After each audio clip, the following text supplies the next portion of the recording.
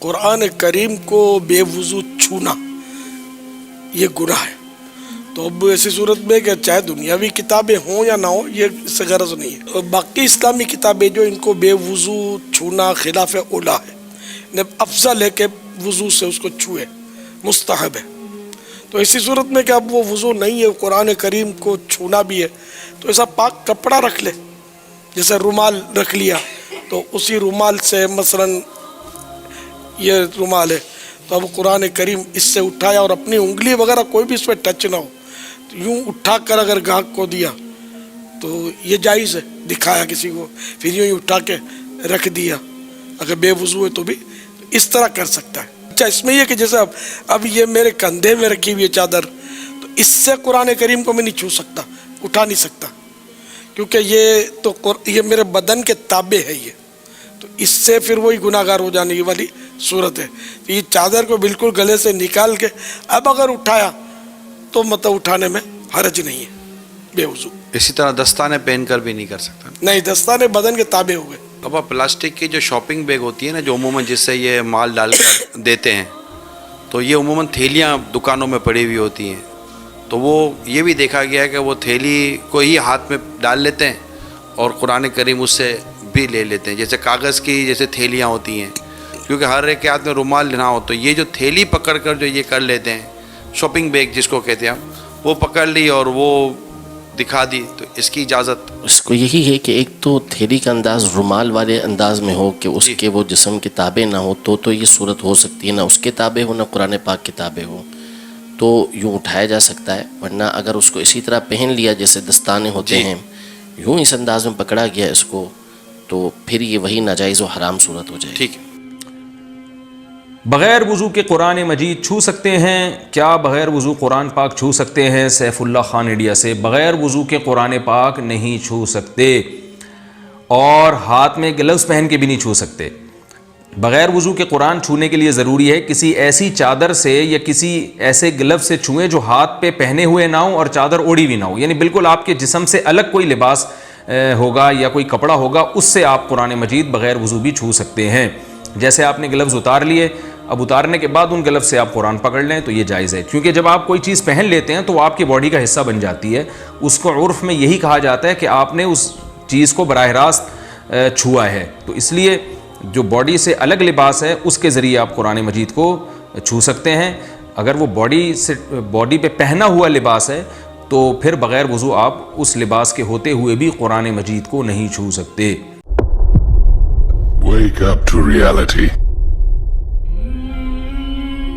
بھائی نے ایک سوال کیا کہ قرآن کے پڑھنے کے لیے کیا وضو ضروری ہے، شرط ہے؟ تو آئیے اس کی تفصیلات میں دے دیتا ہوں. سب سے پہلی چیز، اسلام میں دو ہی عبادتیں ایسی ہیں جن کے لیے وضو شرط ہے، فرض ہے، کنڈیشن ہے، اس کے بغیر وہ عبادت نہیں ہوتی. پہلی نماز، دوسرا طواف. نماز اور طواف دو ایسی عبادتیں ہیں جو بغیر وضو کے نہیں ہو سکتا. غسل بھی ہو اور وضو بھی ہو تبھی ہونگا. اس کے علاوہ ساری عبادتوں کے لیے وضو سنت ہے، مستحب، ریکمنڈڈ ہے، مباح ہے، جائز ہے، بہت اچھی بات ہے، لیکن شرط، کنڈیشن اور فرض نہیں ہے. لہٰذا قرآن اس میں شامل نہیں ہے. قرآن کو وضو سے پڑھنا، اسی طرح ہر عبادت کو وضو سے کرنا اچھی بات ہے، لیکن شرط ایز اے کنڈیشن صرف دو عبادتیں ہیں. سمجھ رہے آپ؟ تو لہٰذا قرآن کے لیے وضو ہونا کنڈیشن نہیں ہے، شرط نہیں ہے. ہاں اچھی بات ہے، جس کو ہم کہیں گے مستحب ہے، سنت ہے، مباح ہے، لیکن کنڈیشن نہیں ہے. اگر آپ غسل سے ہو تو کافی ہے. تو لہٰذا قرآن کو، اب وہ آیت کا کیا، لا یمسون الا المطہرون، اس کو نہیں چھو سکتے مگر سوائے پاکیزہ. تو یاد رکھیں اس کے تعلق سے علماء کی آپ تشریحات پڑھیے. اس میں اکثر علماء نے لکھا مطہرون جو کہتے ہیں وہ اس کو کہتے ہیں جو پہلے سے پاکیزہ ہو. اس سے مراد ہے جب مشرکین مکہ نے یہ کہا کہ محمد پر نعوذ باللہ شیطان اترتا ہے وحی کو لے کر، قرآن کو لے کر، تو تب اللہ نے کہا لا یمسون الا المطہرون، اس قرآن کو لوح محفوظ پر کوئی نہیں چھو سکتا مگر سوائے فرشتوں کے. وائد اس کانٹیکسٹ میں مطہرون جو پہلے سے پاکیزہ ہو، فرشتے.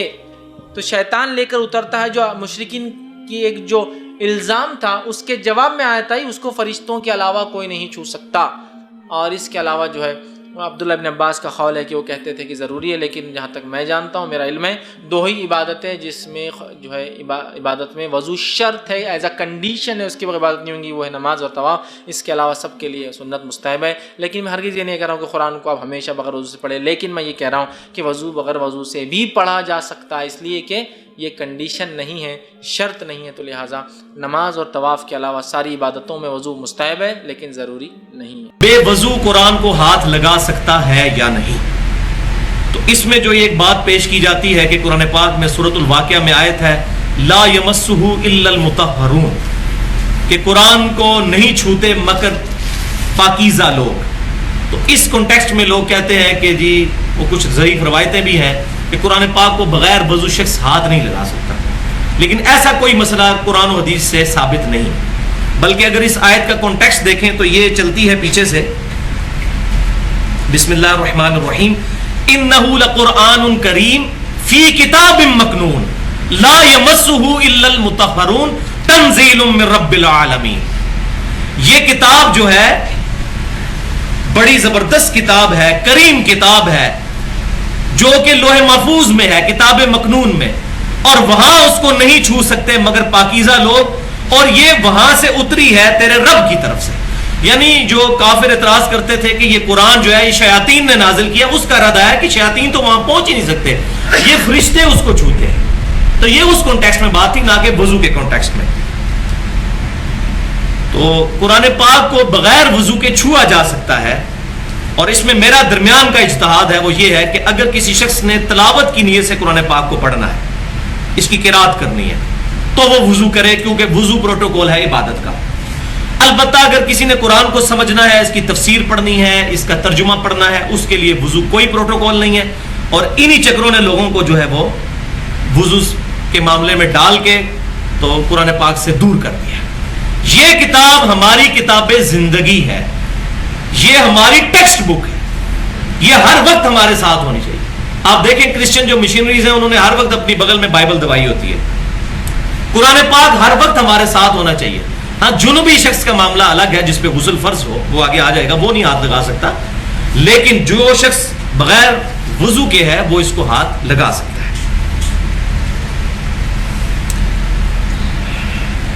لیکن یہاں ایک بات یہ بھی یاد رکھیں کہ قرآن پاک کا احترام بہت ضروری ہے۔ اس حوالے سے بھی میں 2-4 منٹ گفتگو کروں قرآن پاک کے احترام کے حوالے سے۔ ایک حدیث جو سنن نبی داؤد کے اندر موجود ہے، انٹرنیشنل نمبرنگ کے مطابق کتاب الحدود چیپٹر میں 4449 9 سنن نبی داؤد کی بالکل صحیح حدیث ہے، کتاب الحدود چیپٹر میں، کہ نبی صلی اللہ علیہ وسلم کو یہودیوں نے اپنے مدرسے میں بلایا زنا کا کیس، اس کی سزا کو ریزالو کرنے کے لیے۔ تو آپ صلی اللہ علیہ وسلم جب اس مدرسے میں پہنچے تو انہوں نے ایک تکیہ پیش کیا، تو آپ صلی اللہ علیہ وسلم اس تکیے پر بیٹھ گئے۔ تھوڑی دیر بعد تورات لائی گئی، تو آپ صلی اللہ علیہ وسلم نے اپنی پیٹھ مبارک کے نیچے سے تکیہ نکالا، تورات کو اس تکیے پر رکھا اور خود زمین پر بیٹھ گئے، اور پھر فرمایا میں اس کتاب پر بھی ایمان لایا اور اس کے نازل کرنے والے اللہ پر بھی ایمان لایا۔ حالانکہ وہ ٹیمپرڈ تھی، تعریف شدہ تورات۔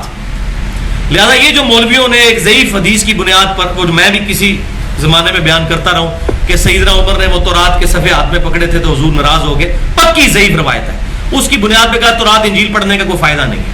نبی صلی اللہ علیہ وسلم نے فرمایا میں اس تورات پر ایمان لایا، اس کے نازل کرنے والے پر بھی۔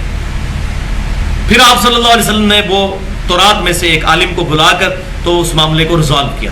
لیکن اس حدیث سے یہ بات پتہ چلی کہ آپ صلی اللہ علیہ وسلم نے ٹیمپرڈ تعریف شدہ تورات کی بھی عزت کی اور خود زمین پر بیٹھ گئے اور تکیے پر اس کو رکھا۔ تو ہمیں بھی قرآن پاک کو زمین پر نہیں رکھنا چاہیے، قرآن پاک کو تکیے پر یا کسی اونچی ریل وغیرہ پر۔ اسی لیے ہم یہاں پر درس جب ہوتا ہے تو ہم نے یہ تقریباً 200-250 روپے کی ایک ریل ہے جو ہم نے اتنی زیادہ منگوائی ہوئی ہے، ہزاروں روپے کی، تاکہ قرآن پاک کو یہ پروٹوکول دیا جائے کہ قرآن پاک کو بلند جگہ پر رکھا جائے، زمین پر نہیں رکھنا۔ خدا جسن کی جستجو مل گیا سب کا تو